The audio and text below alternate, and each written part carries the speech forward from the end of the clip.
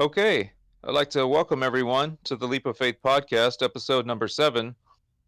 Today we're going to be doing a deep dive into the movie Ghost in the Shell, and it's going to be not so much it's like a movie review, but a movie analysis, and to talk about the deeper meaning behind the metaphors in this movie. It's not just an entertainment; it is entertainment, but it's not just about special effects or cool graphics. There's a whole existential uh, theme that runs all throughout this film and the franchise of Ghost in the Shell, that what came after the movie or the manga, and it goes very deep into like the existential questions of the meaning of life, uh, the existence of God, or who we are as human beings, and if androids can even be considered a life form, even though they're mostly robotic. Like artificial intelligence, can you give actually can one day could we give robots asylum? Like artificial intelligence could be designated as a life form, and that's kind of interesting to think in the future. That's what they were asking in this comic, in this series that was created in 1990. So we're talking nearly 35 years ago, and what we have today is like we're getting closer to the science fiction into becoming science fact. And the thing is Ghost in the Shell was again written about 1989, 1990, and it takes place in the future, exactly in the year 2029 AD.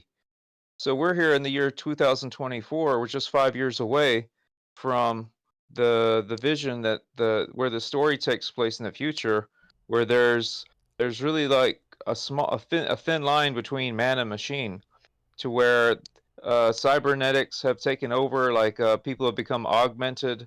For example, some people have not just bionic, like titanium kneecaps or something like that, like we can do now, but like they actually have like cyber brains, to where they can not just surf the web like we just log in the computer and type in or whatever on a keyboard. Well, they can actually plug them in this series Ghost in the Shell. These cyborgs can actually plug themselves into the internet, and their ghost or their consciousness can get downloaded into the internet. And like these security forces, this police force is able to actually track down cyber criminals, not through just tracing them through accessing a network, but actually going into the network. Like their soul is like downloaded into the internet and tracks down hackers. What's even more amazing is that there's a spy program that's created. They think it's by the Americans. This Ghost in the Shell. It's a Japanese anime, but if you it doesn't really say what city it is in, but we know from the writer and from the looks of the city, it takes place in Hong Kong. So it's in Asia, right? So even though the theme of the story is set in Asia, but the sentient program that became aware of itself, they believed it was from America. And what happened was it was just a program that was created as kind of like some type of malware to like actually like to spy on foreign governments, like to get into their computer systems and then relay information back to the home country. And what happens is that this program becomes aware of itself, and it wants a body. It's just on the internet. It doesn't really have like a shell. It has a ghost, but there's no shell. And at the same time, there's a cyborg, Motoko Kuzunaki, that works for the security force. Section 9 is what it's called. It's a police force.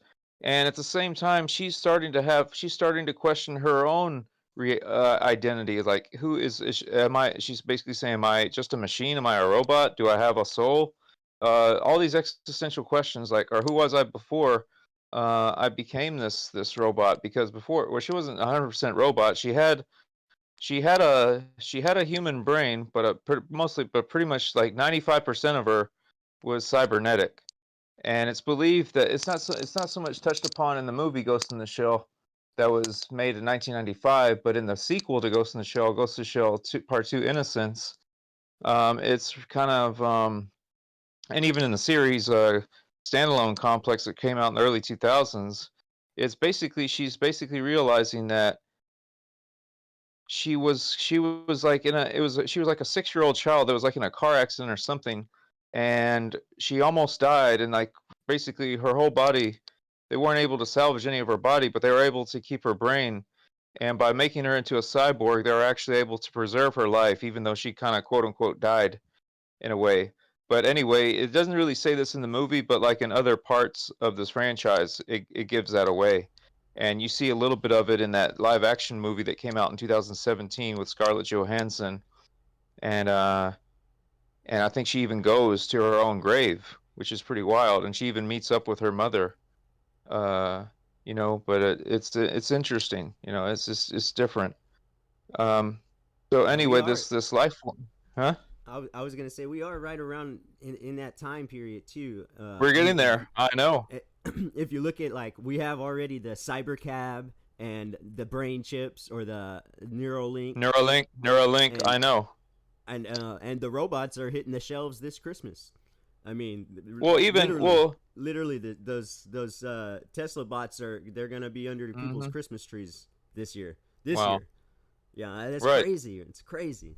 Well, look. Again, this story takes place in 2029, so we got 5 years. We got to catch up. Where it looks like we might be right on time for in 5 years from now for if this Neuralink technology gets advanced by that time. If people can, if in 5 years from now, people can not just log into their email, but just like cybernetically connect themselves, put a plug into their brain, and The access Tesla the bot will internet. do I it. mean, what's that? The Tesla bot. Hey, Tesla bot, what's my email? Like, that's what people are gonna be doing Oh, now. wow. It'll be like somebody's like personal assistant will be this robot. Wow. Well, that's interesting about like again going back with what that program that they called it the Puppet Master that comes that software that becomes aware of itself on the web. And the reason why they call it the Puppet Master is because by it trying to get into people, try to find a body, it started to hack into certain cyborgs. It would hack into their brain. It would call they called it a ghost hack.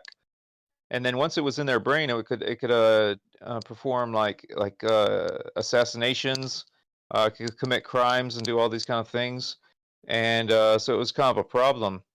But to go back to what and then it wants asylum. And when eventually they capture there's this robot that they find like wandering out in the streets, and it gets run over, and they take it in just to analyze it. They see that, hey, this is just this, even though this is a cyborg that doesn't have any kind of life in it, somehow we're detecting a ghost, and we don't know how this is possible. And so they tried to analyze it, and as they're analyzing it, it reveals that the puppet master has taken possession of that cyborg. That's why they detected a ghost, because it was the puppet master's ghost. And then he talks and he says, I am a life form, and I want asylum. I want to be recognized as a life form. And what do we have in Saudi Arabia? That robot, Sophia. The government of Saudi Arabia allowed its citizenship.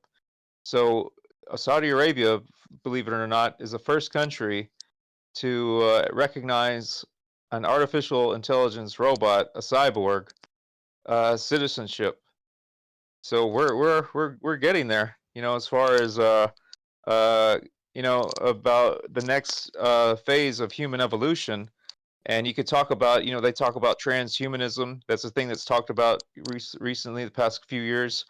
And maybe this is it, where there's gonna be a man-machine interface. And that's another sequel in the Ghost in the Shell franchise. There's a comic that came out after uh, the main comic. It was called, I think it was 1.5, called a Man Machine, or no, Part 2. Ghost in the Shell Part 2 is Man Machine Interface.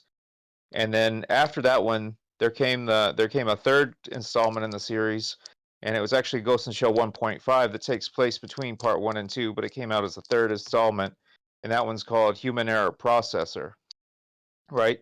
So but stepping back to that man-machine interface and transhumanism, like in the real world, not just in a comic book or a movie, but this man-machine interface, like what they're doing with these artificial intelligence, these robots, these cyborgs, is that they're trying to make them not just realistic as far as uh, personality wise or human like, where you're able to have a conversation with it, ask it questions, it can give you an answer, it can interact with you and stuff like that. But it's also that's like on the mechanical level. But if it's going to be a bridge between man and machine, they're trying to find ways to take organic material and merge it with synthetic material. So basically, are we able to take human tissue and attach it to something mechanical? Because that's what they had in Ghost in the Shell. They were able to do that. And again, it's a science fiction. It's like, they one in a movie you can think up anything. You can in a comic book you can just anything can be real if you have the imagination. If you can draw, you can make it happen. So, but again, and just like that, if we can imagine something in our minds, not just make it happen on pen and paper with pen and paper, but actually make it happen scientifically or bring it to life in the real world. And that's kind of like what's happening. Like they call it from yesterday's science fiction is today's science fact, and we might very well be on that trajectory.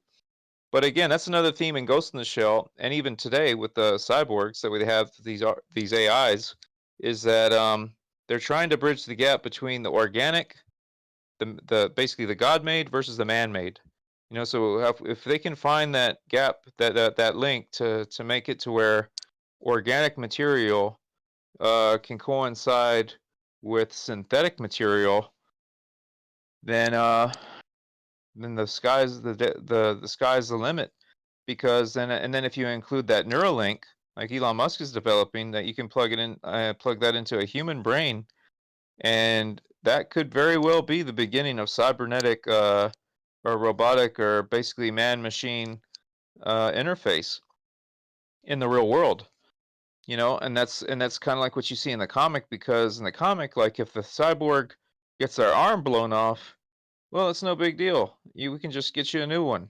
And they even see that in Star Wars. Remember when Luke Skywalker gets his hand cut off, and they give him a robot, and they give him a robotic hand, and that was done in the 70s. So like the movies have been talking about this for a long time. And going back even further, like to Ghost in the Shell, there's where you have cyborgs, and like this Kusanagi character, she's trying to question her own existence. Like, is she a real person? Is she just a machine or whatever? And then if you look in that movie Blade Runner that came out in 1982 with Harrison Ford, you had the same thing. You had these androids that actually that they knew that they only had a certain amount of time to live, right? And it's almost like they were looking for the meaning of life, or they were looking for immortality themselves, just like human beings. As Christianity, believing in Christ, that He came to give us everlasting life, to give us salvation. So too, the robots are trying to find a way out of. They're trying to find salvation themselves, but not so much spiritual salvation, but they just want to continue to exist on the physical plane. It's kind of funny because a lot of these shows and movies they're kind of based on that same theory. There's even They one on are. there's even one on Amazon too. I think it's called Upload. Well, it's kind of a little bit different. Like right before people die, they can have their brains or in their body like uploaded into this internet system. Uh, Right, and that's yeah, but then and but that's what then they get trapped there until all their wealth runs out, and then they're just trapped there in this thing where they can't buy food and they can't well, they don't need food, but it's weird, man. It's weird. I don't know. It's yeah, very and that's dangerous to me. it is dangerous. Well, it is dangerous because even in the standalone complex series of Ghost in the Shell that came out after the movie in the 2000s, they had a thing called ghost dubbing, where what they would do was they would take somebody's ghost and basically make a copy of it because it's cybernetic. And then because they had an android body, they would just make a duplicate of the body and then download the consciousness into that body, that robot. So basically you had like multiple it's like they called it ghost dubbing. You had like copies of not just files or programs or computer software, but you actually had copies of life forms. So you had a copy of a personality. So I The mean that's X-Files had an episode like that where she chose really. to go get lost into the internet. Yeah, she chose the way Wow. that she left. Oh, is that the one where she said she wanted to be data? She just wanted to be a data thing or something like that? Yeah, yeah, she Yeah, wanted to okay. be. She was thrilled. Yeah. And that's just it. That's Go ahead, Toxic. Altered Carbon is another show that's very similar to this. Mm-hmm. It's on Yeah, Netflix. and Really, really worth a watch. okay, what's it called again? Altered Carbon. Okay, I'll check that out. Yeah, and like I said, all these stories that that have come out. It's not just been since the 90s. This is all the way back to the 60s. In 1968, for example, there was a book written by the science fiction novelist Philip Dick. He wrote a story called "Do Androids Dream of Electric Sheep?" And that was the basis for the movie Blade Runner. And what he means by that, "Do androids dream of electric sheep?" is that what that means is that message behind that is the meaning behind that is that if they're androids and they're robots and they look just like human beings and they're programmed just like human beings, does that mean that they too have a life form, a soul? So do they just so do like just as yeah, men we have dreams, but can robots dream? Are they alive? So how can we actually give life to a machine? And if it has life, what kind of life is it? Is it artificial intelligence? Is it like it says on Ghost in the Shell how these artificial intelligence or these computer programs eventually become aware of themselves? And then if they become aware of themselves, is that a consciousness? This is really like existential things is stuff. This is deep stuff. It's not just even though it started off as a comic book and then a cartoon movie, it's very far, far, far removed from Looney Tunes. In a Chinese museum, I guess they have a robot exhibit, and this one little robot it came and got six other robots, and they like escaped. The Wow, museum was like freaking out because they're like, where did they go? They're like wandering around the museum trying to get out. that's crazy.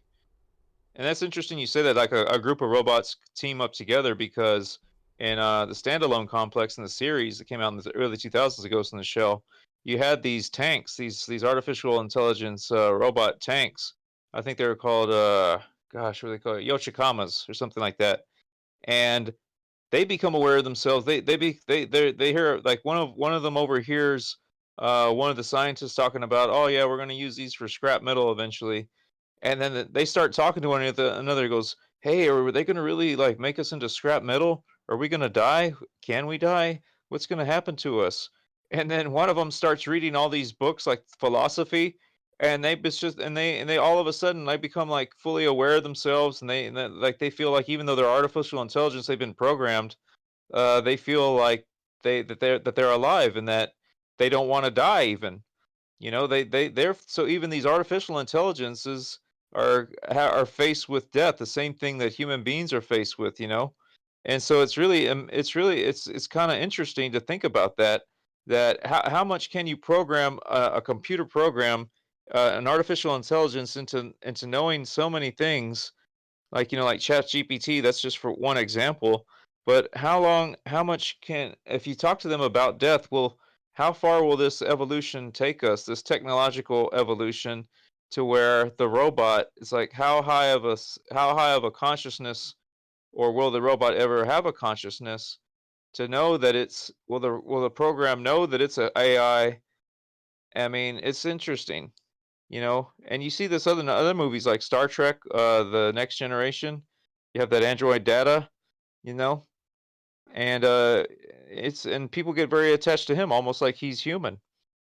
So how far? So it's going to be interesting to see how far, uh, how human-like is what I mean to say. Even if I mean, I really don't know if a computer can become conscious of itself. That's an existential question. That might be bordering on something that I don't even. It's beyond me. With the evolution of technology is the transhumanism, and talking about transgenderism.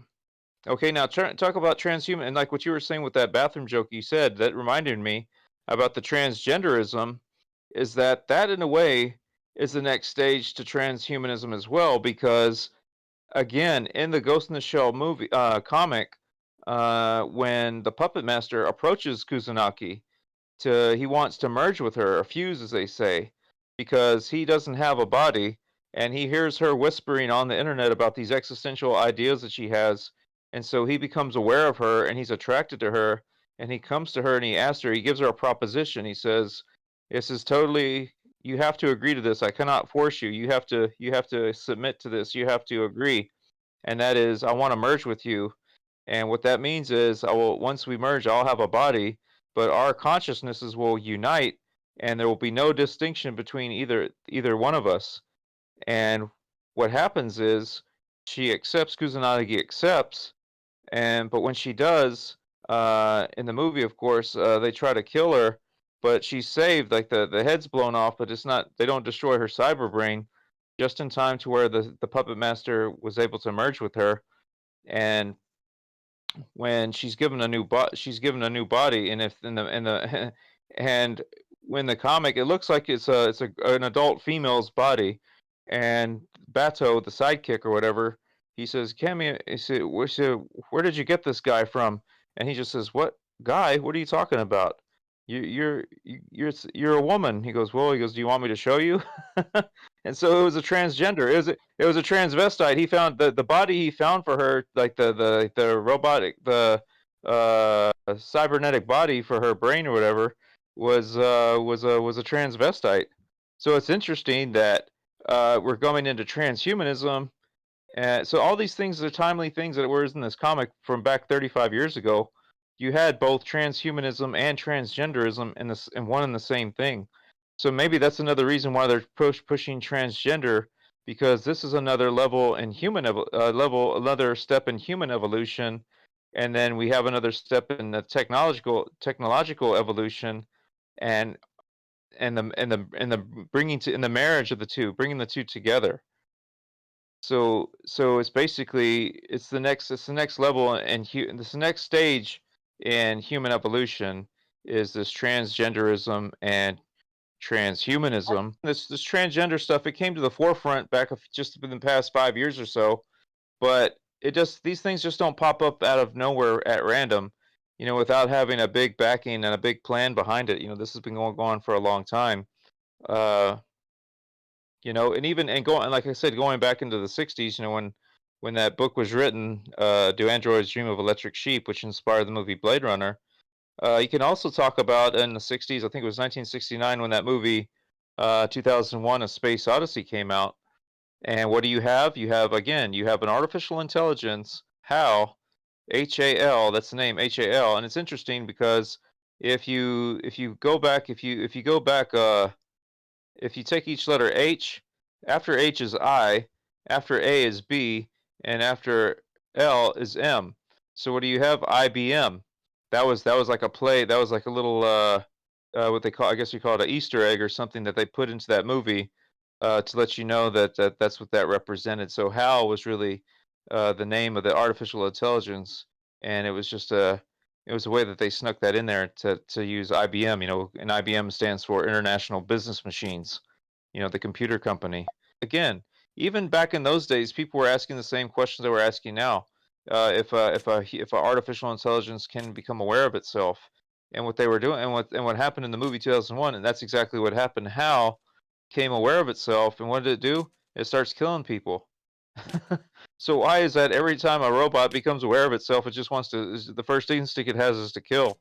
It's kind of funny, but I mean, hopefully we don't, I mean, that might be the future of military evolution as well. You're going to have killer robots. And again, in talking about movies, that's what you see in the movie The Terminator, where you had a whole race of these killer robots that go to war. When they call it Skynet, and again, what they had when they had the Terminator, Arnold Schwarzenegger's character, it was a robot, but it had human skin. It was like an android. I don't think it had any kind of like cyber brain, like a human brain, but they were able to give it human skin and even blood and everything to look just like a human, like a humanoid entity, you know. And so, and as far as that bridge is the bridge that we're going from where we are now to bridge the gap between the organic and the synthetic. Even now, when, like, say you take like somebody that has some type of transplant, whether it's a kidney transplant or whatever, they have to take, even though it's a match, like the blood type is right, it's a match, like it's a successful, that patient still has to take medication so that the body won't reject it, as even though it's a match, it's still a foreign body. So what's going to happen to if they're able to actually augment human beings, like to make them half man, half robot? are they going to have to take medication to make sure that that the body doesn't reject this? Or are they going to find a way? And the amazing technological advancements that they have, if they can find a way to link or even create. I think there's even I think I read an article not too long ago about how some scientists at some research facility were able to create some type of synthetic skin in a petri dish to where it could be wrapped in like to use it in robots. So we'll see. We'll see what happens. We'll see. I mean, we got 5 years till 2029, and then we'll see if we're really living in Ghost in the Shell or not. But yeah, so that's just one. That's just some of the things I wanted to talk about with the movie. And the deep dive is the main theme of the movie and all throughout the series or the franchise is that the main character Motoko Kusanagi, she's this cyborg, uh, like security force. She works for the police department, or it's like a section. It's a security firm called Section 9, and she's always like wondering, who am I? What if I do I have a ghost? If I'm a human, what is my in this? What is my place in this world? She has all these questions that she's asking, and it's at the same time, the puppet master hears her speaking on the web, and then approaches her. And the thing about the puppet master, when they merge, she's talking, and they're having this conversation before they merge, is that he says that just like when husband and wife come together and children are born from, marital relations, sexual relations, children are birthed. And he says that something similar will happen when they merge. That when they come together, not only will they become one, but yet they'll have offspring, and that digital offspring will be birthed into the internet. So you're not just going to have one ghost in the shell, you're going to have all kinds of ghosts, just all these like these consciousness, these uh these points of consciousness going all throughout the web, just like you have energy that goes through the internet, messages, files, whatever.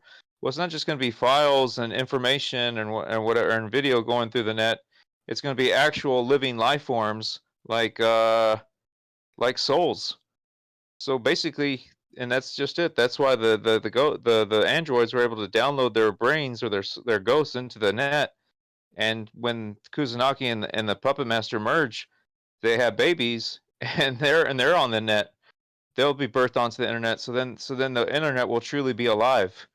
And it's talked about like a tree. It's when the puppet master is giving her an analogy about the internet and about life in general, he compares it to the similarity to that of the tree. And with just like a tree has many branches, and from those branches eventually fruit is born from it. Well, the same thing with the internet. There's many like they call it the web. It's like a branch of different branches of the web that advance, and they materialize, and eventually they produce something. It's like fruit. So he compares the internet with the tree, and also with religious symbolism. You have the tree of life in the Garden of Eden, and also the tree of knowledge. And when you go in the movie Ghost in the Shell in the 1995 anime, when at the end scene they're at this museum. It's like an abandoned museum, like a botanical museum, and she's fighting this tank that's guarding the the body that's in the puppet master, the body that the puppet master's in. Anyway, when the machine is firing at her, trying to kill Kusanagi, uh, there's this scene where it shoots up this tree. There's a tree of life embedded into the wall, and it follows the bullets all the way up to the very top of the tree. And that's symbolic, and that it's not, they didn't just do that for no reason. It's symbolic. It was symbolized that tree, and you see different names on that tree, just like a family tree, just like genetics, just like again life, and just like like again, when you have a family tree, you have the mother, the father, and then the child is birthed, and then the child grows up and it has children, and then it just branches. Human life just continues to branch out from there, and on throughout the ages. And so you have that same thing with the metaphor of the internet, as far as technological evolution is concerned, it continues to branch out like a tree, and just like there's different offspring on a family tree. Well, then you have these offspring that are going to be on the end net that have branched off from Kusanagi and the Puppet Master. And they even talk about copies. Just like you can make a copy of something in a way, like on the computer, make a copy of a file in a way. That's like branching out, and producing offspring in a way, but in a digital format. So that again, so those are the themes in Ghost in the Shell, is that the bridging the gap between the digital and the organic, or the synthetic and the organic, the man-made versus the God-made, or nature and science, nature and and synthetic things, organic things and synthetic, the organic and the synthetic, the merging between those two. So those are the main themes that you have in Ghost in the Shell, as well as uh, the subject of the concept of the soul, and if a computer can have a soul, if that's possible. You know, I don't know if that is possible. I don't know. Honestly, I don't know if God would allow that to happen. It just says, from a Judeo-Christian background, you say that, God formed man, Adam, from the dust of the earth, and then breathed into his nostrils, and man became a living soul. So we know that true life, all life, even animal life, all life comes from God. So basically, if a man can create a robot and try to give it life, is that defying God? Are we playing God by doing that? Maybe this is dangerous. Maybe we should think twice. We don't know how this could end up, what the consequences of these endeavors are. It may sound like it's like another rung in human achievement, another era for a new world of man, that we've become enlightened. We've accomplished something, but it may be something negative involved in that. And it's just dangerous because even in Ghost in the Shell, they talk about the dangers of that. Even though they're already in that situation, they talk about the dangers, and the main danger is that if somebody can hack into your brain, they can, like, if you're able to connect yourself to the internet, then that means that your brain is subject to the possibility of a virus getting in, or somebody hacking into you. And that's what happens in this movie. And what happens is, there's this one time where this guy's he's like a petty criminal. He's doing these little jobs, and he's talking to he's a garbage man. It's two garbage men. They're working together, and when they make stops to pick up garbage, he stops at these little payphones, and he does little things at each stop, and that way it's harder for them to trace him. He's only there for a minute, then they move on to the next spot. But basically, what he's doing is, he thinks that he's helping his friend out by doing some good work for him. And then he starts telling his coworker about his wife and his family and his wife and his daughter, and things are so wonderful. And then they catch the guy, and when they bring him into the office, into the police station to question him, they tell him, actually, you don't have a wife, you don't have a daughter, you live alone in an apartment. And he doesn't realize this, but what happened was, the puppet master, whoever it was that hacked into his brain, implanted memories into his mind, and then erased other memories. So he truly hacked into his brain. He violated him mentally. That he was over. Basically, he hacked into his brain. So that's the danger of this Neuralink, like Elon Musk is doing. I mean, it is an achievement. Don't get me wrong. It is an achievement of technological advancement, but it's dangerous at the same time, because if somebody can really plug themselves into the internet, then they could be subject to viruses, just like a computer can get a virus, and just like somebody can hack into your computer. Well, somebody can hack into your brain. How coincidental, like last night at like 3 a.m. I was looking up neuro they have rights in Chile about Mhm. like what's the wording? Like you have like Asylum? neurological rights, like Oh with yeah, I heard regard about to this. I've technology. heard about this. Yeah, Like they're doing the designer Because it's a babies and neural stuff down there, network. right? Your brain is its own network, so you're connecting to other networks, so it has its own rights. Yeah. yeah. It's called Chapter 7 Neuro Rights in Chile, Neuroscience and Legal Wow. Science. And I coincidentally was looking that up at 3 a.m. I didn't even have this space on my. We're just on the same level. That's crazy. Wow. Anyway, Like that's interesting that you said that those neural rights or whatever is that's the same thing that in the movie the puppet master, he wanted asylum. He wanted his rights. He felt that since he's a living entity, that he deserves all the rights of every other living creature, whether it be, like they have animal rights activists and then you have human rights activists.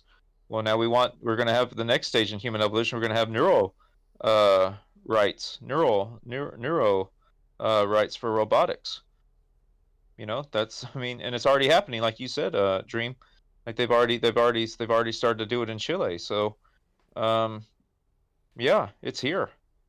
I don't think it's a matter of when. It's just about how much more is it going to be. It's already here. It's just how much more are they going to like just in the next few years. They'll probably, like, every year they just introduce more and more. They reveal more and more about their plans.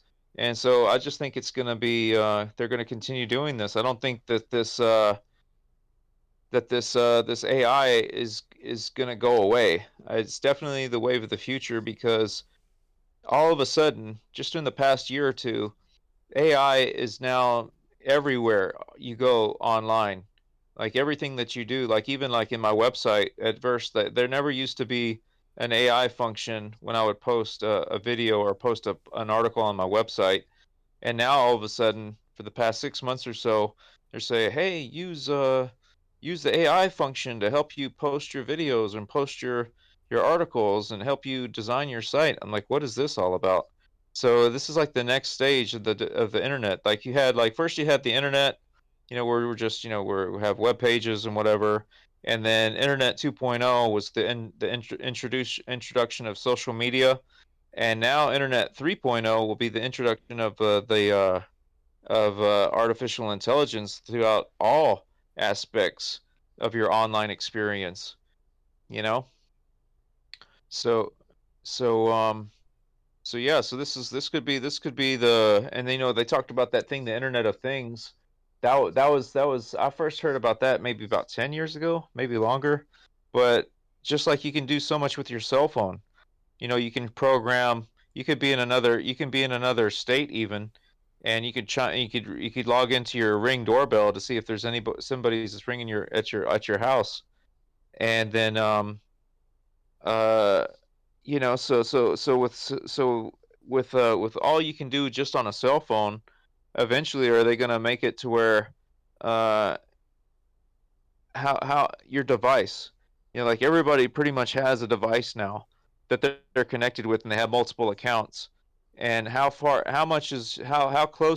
is the device, like the cell phone, going to be attached to you? You know what I mean? Like some people, like many times, most of us, like these days, we can't, even if we're in our house, we don't want to leave the room without our cell phone with us in case we get a message or whatever. So and then the next stage of human development or technologically development, if the human and technology combining, is how close, what's going to be the next step that brings our devices one step closer to us.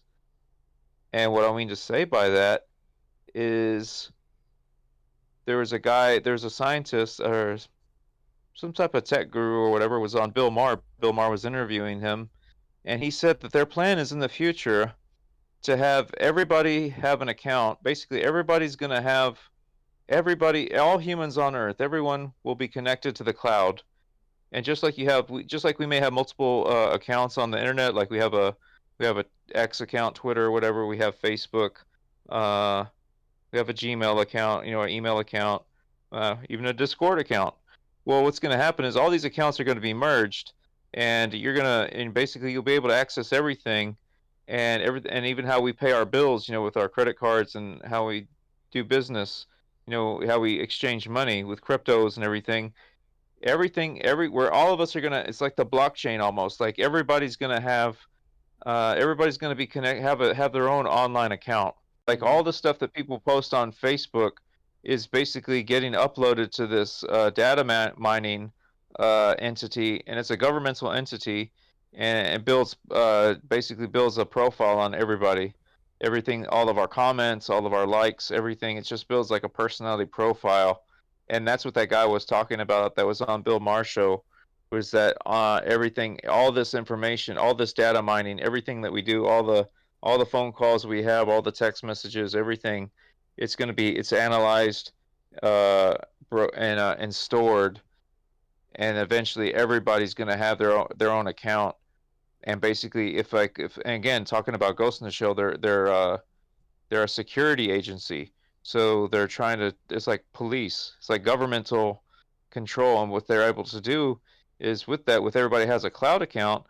If somebody gets arrested or if there's an altercation, they can access their account, and they can pull up everything about you, and they don't even have to worry about sifting through every text message. They can just push a button like a AI program, for example, sometimes when I write a paper, I'll have a long paper, and I use the AI. It's a thing called Upload and Ask, and I'll upload the PDF to the AI program, and within a matter of seconds, literally seconds, it'll print out a summary of like a 6-page paper within just about 5 seconds. It'll print out a summary of the whole paper. That's what they're going to be able to do for all of us, is that they'll be able to pull up. They don't have to worry about hiring a psychologist to build up a personality profile. They just have an AI program that can do it in like a fraction of the time that it would take a human to do it, and it's accurate because it's just Sorry. analyzing. It's just data analyst. You know. That's all. I don't know. I mean, this is just speculation, but just speculate. They were speculating about these things back in 1990 when Ghost in the Shell was first written, and now 35 years later, science fiction is science fact.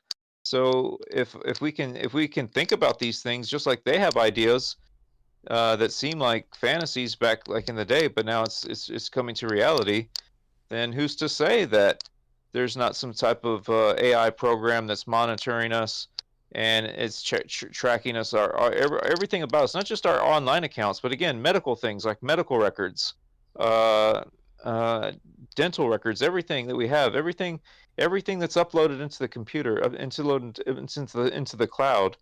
It's like our digital fingerprint. Again, just like on the cloud, it has all of our information, whether it's our online activity like social media, our medical records, and even our financial records.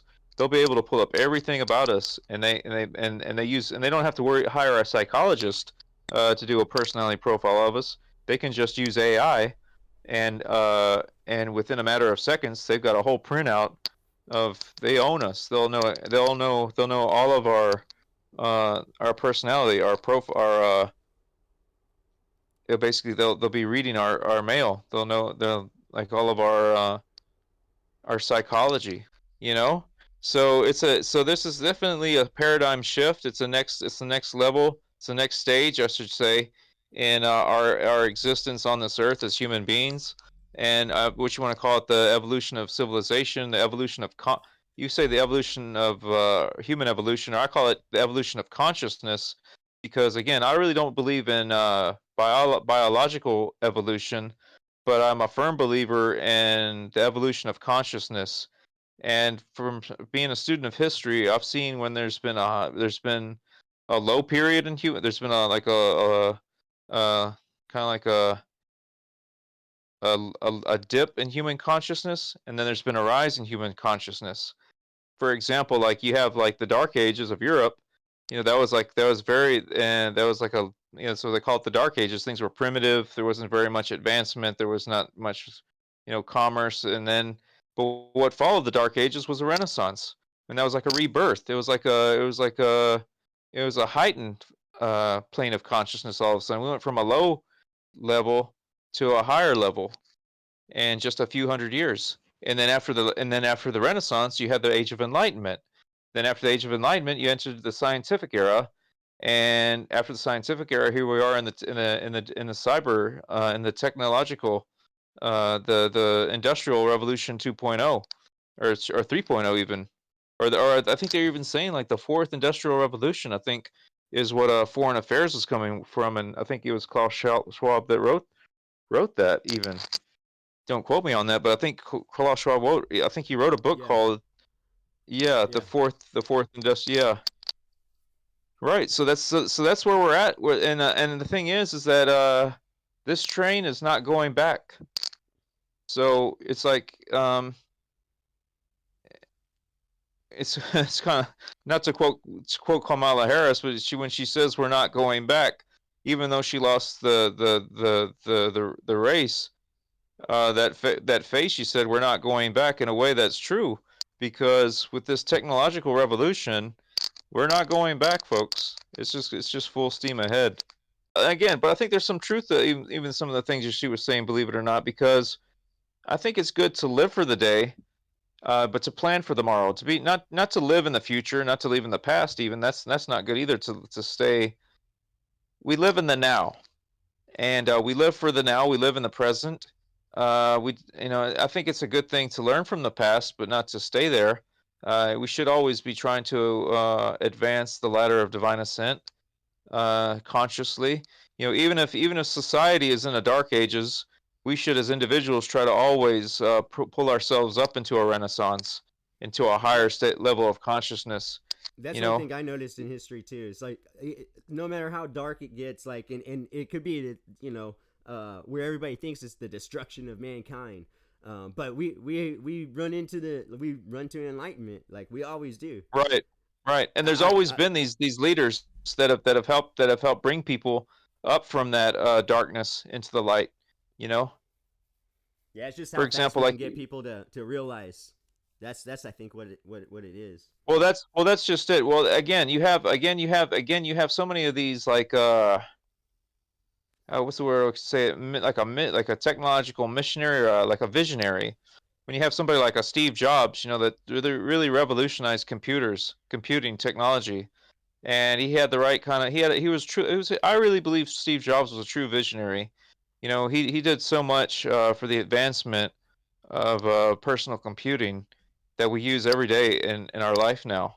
You know, and but even like and then as far as going into history, you'll see like as far as art is concerned, you see like they have the masters, these artists like Michelangelo, Leonardo da Vinci.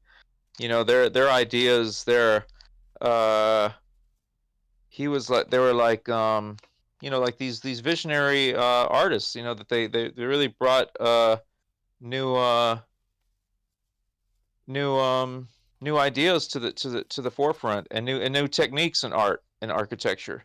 And that's another thing too, is you see a civilization, if you want to track its advancement, or its culture and how advanced it was, you can look at its art and architecture. And the art and architecture is a direct reflection of someone's inner world. And if you look at some architecture, like the beautiful buildings, you can say that came from a blessed soul. But then some buildings, there's like, what was that architect thinking? Some people have said that architect must have been on crack when who designed that building or something. So all these Yeah, things are all these things. Although everything in the material world is a reflection of the inner world that the artist or the builder or the architect or whatever who it was that was building.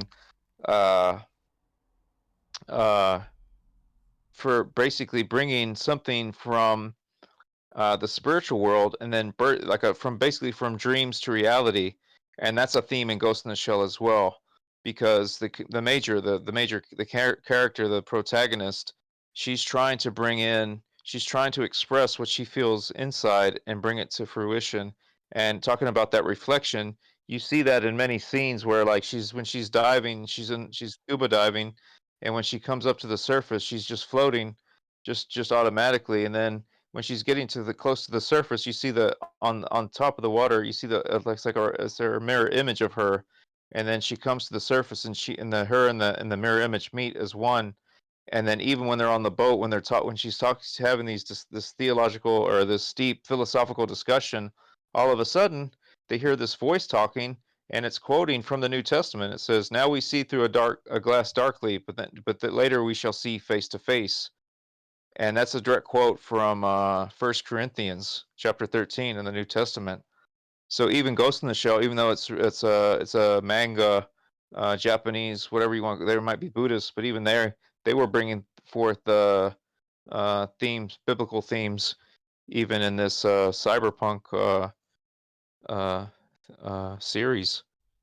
No, it was a good discussion.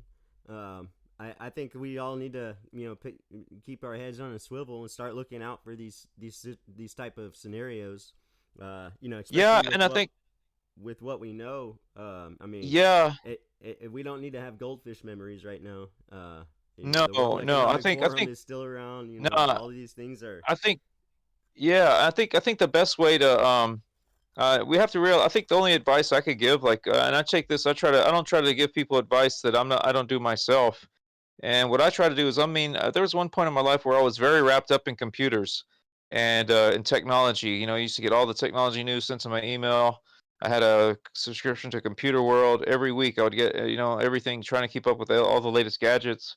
And it got to the point where my mind, and I was subscribed to that magazine Wired. And after a while, I became wired, and I just said, "Wait a second, man! My mind, it was doing something to my brain." And I would go to work and I'd work on computers, designing on things, AutoCAD and everything. So everything was technical, tech. And it did something to where it was like rewiring my brain. I didn't like it was actually, I could feel something happening, and I just had to decide to unplug. And and I just started to say, you know what? It's like technology, like computers is like riding a bike. You'll once you learn how to ride a bike, you'll never, even if you don't ride a bike for years, you'll still know how to. You're not gonna, if you get on a bike, you're not gonna fall off. It's just gonna come back naturally to you. So it's like how all those years that I learned all so much about technology and computing, I decided to just to unplug. I just decided to unplug myself from the matrix and not be so wrapped up in technology. I mean, we're using technology right now, using Discord and social media and YouTube and all these kind of things. But that's one thing. But that's just it. Technology is not necessarily good or evil in and of itself. It's how we use the technology that makes it good or evil. So it's really, again, I it's was coming. just going to say that we are the perfect balance for this. We can use it for the good parts of it, like a tool, like a weapon. Right, right. It's exactly. It's like a tool. It's just like an axe. An axe is a very good tool if you want to cut down a tree, chop firewood. You can even use an axe to help build a house. But you can take that tool, an axe, and you could murder somebody with it. You can use these. So basically, we can use the internet and technology. I'm not really like some kind of old timer that sits on his rocking chair and says, "Oh, that internet is the devil." That's not it at all. No, I think there's a lot of good things if used in the proper way, used in the right way. Technology can really do so many wonderful things. So it's the way, it's the human factor. And just like that Ghost in the Shell series said, human error processor, is that there's some things in technology that go awry, and it's not necessarily technology's fault, but it's the human error fault. It's that evil in humanity that can take technology and make it evil. And it's not so much the technology that's evil, it's how people use the technology that makes it evil. So like you said, Lisa, we have the choice. We can either take this tool, this technology is a tool, so we can use this tool for good or for evil. The choice is ours. So, but I think it's a good thing not to be so wrapped up in it, because that, in a way, that's kind of like worshiping an idol. And we've talked about that before, about like idol worship doesn't we don't being an idol worshiper, we may not necessarily bow down to a statue, but by being so wrapped up in something and putting all our effort, all of our time, all of our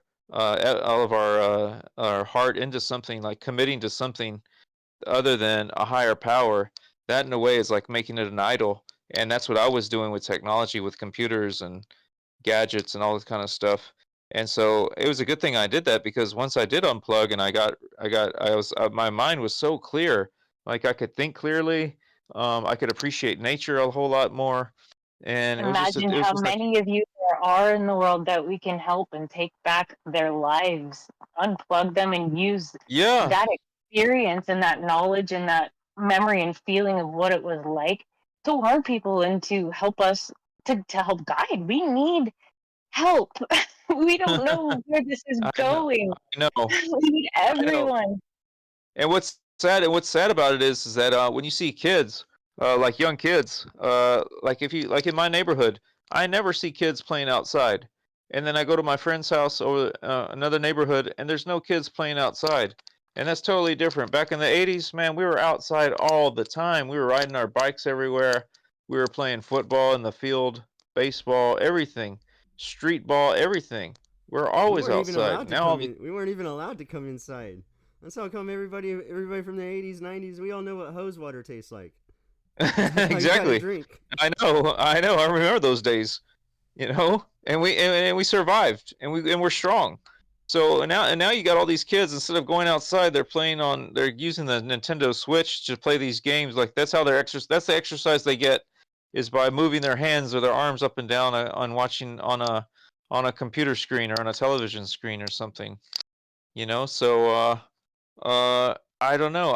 I hope that it's really sad that these kids are from an early age, almost from the womb, are getting plugged into the matrix, even though they don't want it. They're even as a child, they're getting plugged into the cloud.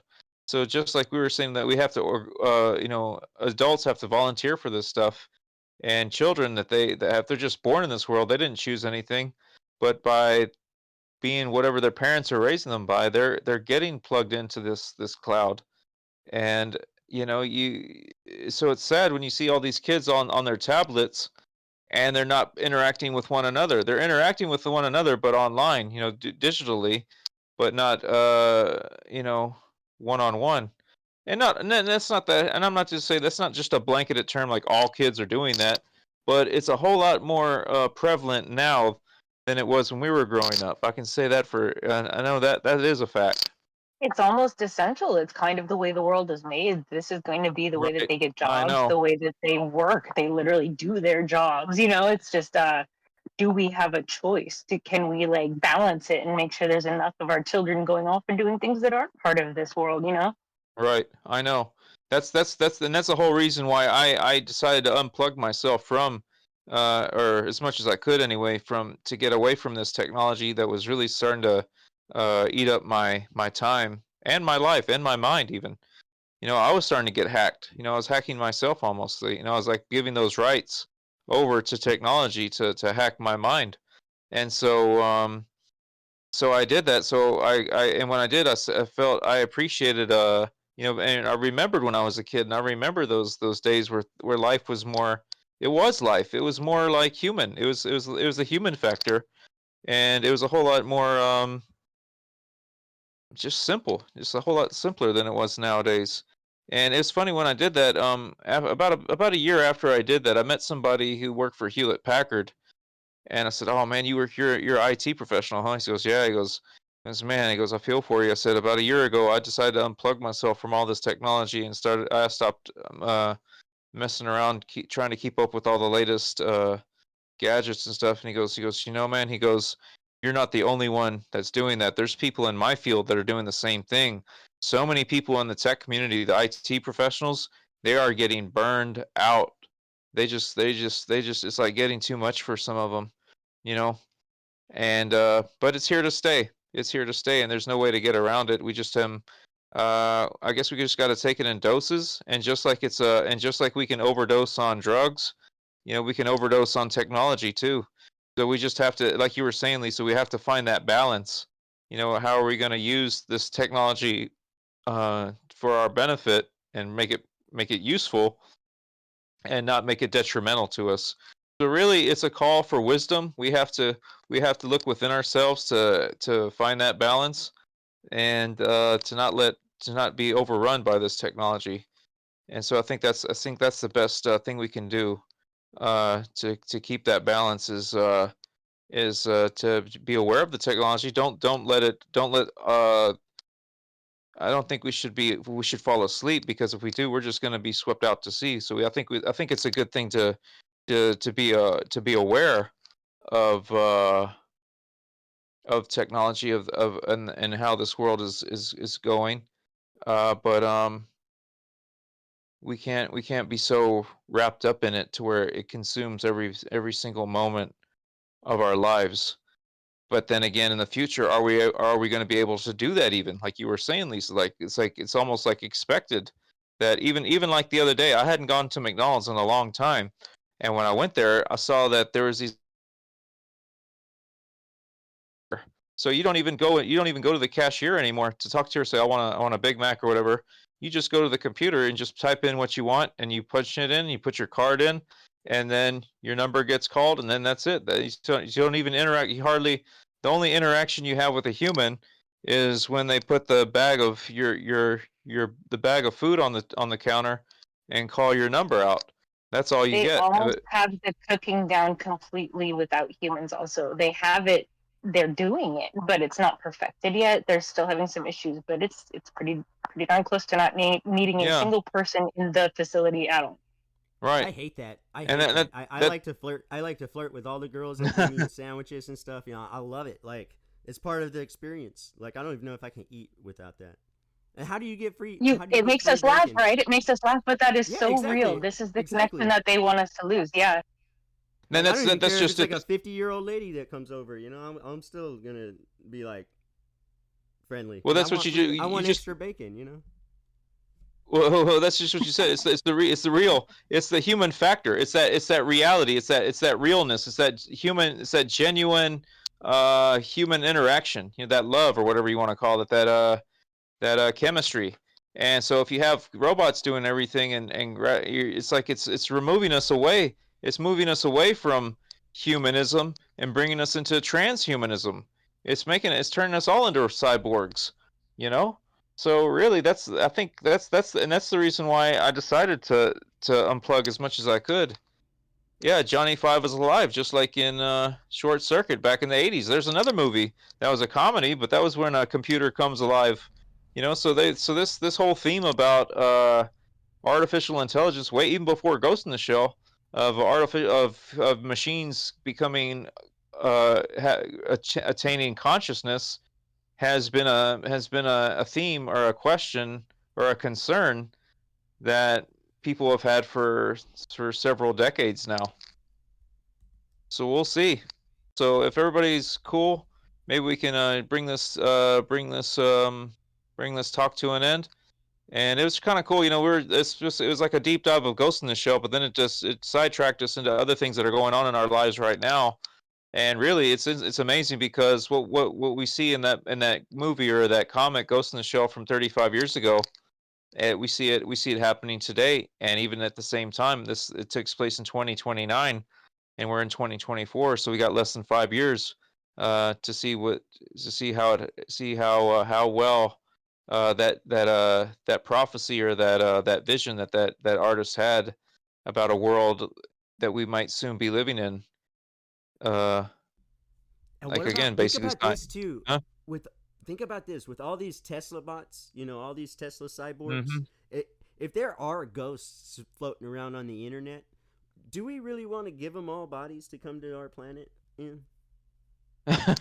Well, that's just it. I mean, if there are these ghosts on the internet, I mean, who's to say that if they do the neural link where they connect the human brain to the internet, you could get hijacked. You could get what if you just like computers get viruses? If a virus gets into your brain, like a That'll computer be the software of that'll be the new illegal alien. Dang man, my robot got took over by one of those demons off the internet. I had to put it down. and who's yeah really and who's to say that they can't hack into anybody then and make you do things against your will, just like in Ghost in the Shell, the puppet master, he would hack into people and make them commit crimes. It was almost like they were possessed by a demon. But instead of being possessed by a demonic spirit, it was these people were possessed by a cybernetic entity, you know. So again, so there's another question. You have, okay, how much power can man create life? Man was created in the Yuval image. Noah Harari calls us hackable humans. Oh yeah, that's. Oh, I know that guy. Yeah, he does. think He about writes all that. think about this. Like you can ask AI to write you a computer program. So you could probably ask AI to say, you could be like, hey, I mean, just think of any demon, just make me a AI program of this demon. And then people are Wow. going to be able to upload these into like Wow. Tesla bots and stuff like that. You know what I mean? And it will happen too, because the AI can do all the research for the demon, and it can pretty much probably give you a like what you were saying, those blanks. It'll just take all the information that it can gather, and that'll be the blank demon that it'll send you, or what whichever one you ask for. And who's to say that real demons can't get into the machine? That's the next question to ask. If demons are in the spirit world, and again, a demon cannot possess a person unless they give them rights over you. So like if you give that demon rights, a demon can possess you. So if demons are in the air in the spirit world, then then as we're connecting the organic world to the synthetic, to the cyber, is there a connection that we can actually bridge the spiritual world into the cyberspace as well? So Well, that yeah, as long as humans, people like the programmers can affect the AI and algorithm and the commands.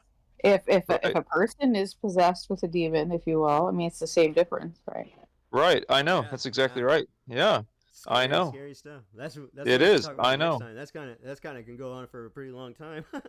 I know, and we've gone on for quite a bit today, but there was a lot to talk about. This again, we could continue talking about this. I mean, this is a branch. This is like that. It's like just like we talked about that tree, that tree imagery that we talked about earlier in Ghost in the Shell, about how all these points of today we had a point of conversation that branched off into all these different branches, these different stems of thought, and now we're coming to the conclusion we're bearing fruit. So even today's conversation is an example of that tree of life and that network of information that was paralleled in Ghost in the Shell too. So all these things that we're saying, even though it may be science fiction and maybe just fantasy, but as we see more and more as in our daily life, we see that that science fiction is becoming more and more science fact. And really, when you think about it, if a human being can imagine it, then So can it be? there's, yeah, exactly, right. So, guys, if everybody's cool, we'll just go ahead and wrap this up. If anybody had any last comments, questions, anything, real quick, anybody? Okay. Nope. If that's it, then I'll tell you what, Tin Man. Then we can call this podcast to a close, and hopefully we can see you all again on the next one.